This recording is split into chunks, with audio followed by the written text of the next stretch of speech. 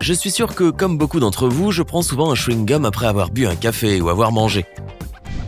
J'ai toujours aimé les chewing-gums, mais je n'aurais jamais imaginé en prendre un tous les jours pendant un mois.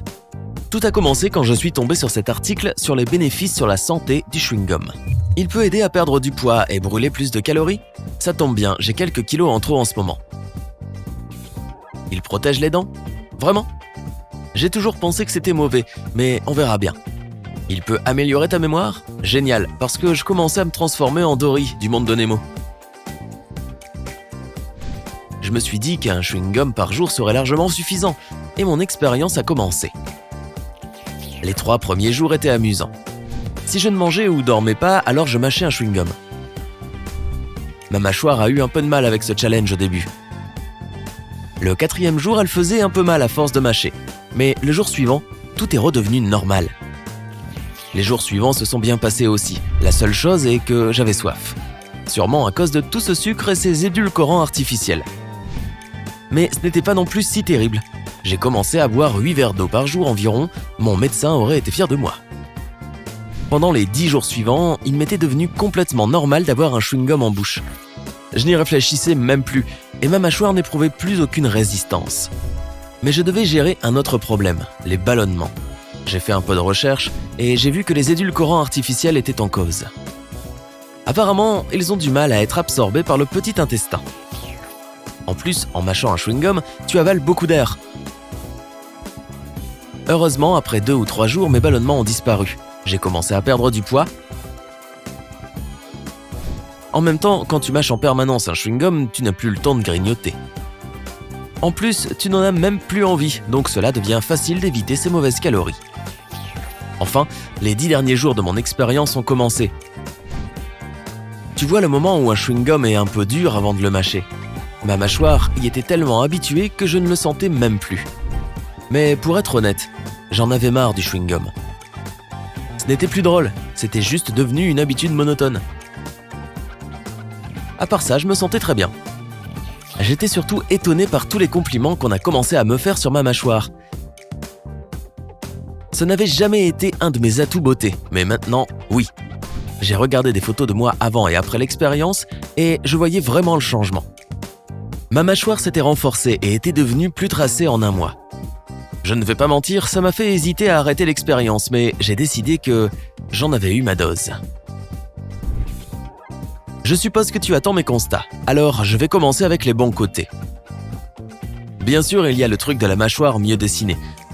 Je l'aime vraiment bien maintenant. Mâcher régulièrement du chewing-gum est un bon sport pour les muscles du visage. Et boum, tu ressembles à Henry Cavill. Ok, peut-être pas tout à fait. J'ai bien apprécié la perte de poids. C'était plutôt léger, mais suffisant pour que je me sente mieux dans mon corps. Mâcher du chewing-gum piège ton cerveau qui pense que tu manges vraiment, donc tu n'as pas souvent faim. Et avec presque aucun grignotage, je me sentais bien mieux. Tu te souviens quand j'avais dit que le chewing-gum pouvait améliorer la mémoire? Il est censé stimuler l'activité cérébrale, et je pense que c'est un peu vrai. Je me suis senti plus concentré au travail et j'avais moins besoin de listes pour me rappeler ce que je devais faire. J'ai aussi remarqué que mon niveau de stress a baissé. Je m'inquiète facilement, donc j'étais surpris de réaliser que j'avais passé un mois plus tranquille. Je suppose que le mouvement de mâcher du chewing-gum calme les nerfs et relâche le stress. Bonne astuce. Et évidemment, toujours avoir bonne haleine est un gros plus. Je ne prenais pas toujours des chewing-gums à la menthe, mais même les goûts aux fruits donnaient une bonne sensation à ma bouche. C'est assez bizarre à dire, mais en même temps, c'est tout le but du chewing-gum, non? Mais tout n'est pas tout rose. Il y a eu aussi plusieurs inconvénients. Les ballonnements. Ils sont partis assez vite, mais il faut y penser si tu comptes prendre des chewing-gums plus souvent.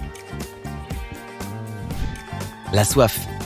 Elle est vite partie quand je suis passé des chewing-gums à la fraise et à la pastèque à ceux à la menthe.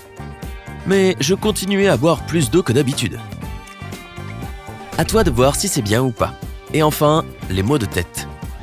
J'ai eu plusieurs grosses migraines pendant l'expérience et je suppose que c'était à cause de ces chewing-gums parce que je n'en ai pas d'habitude.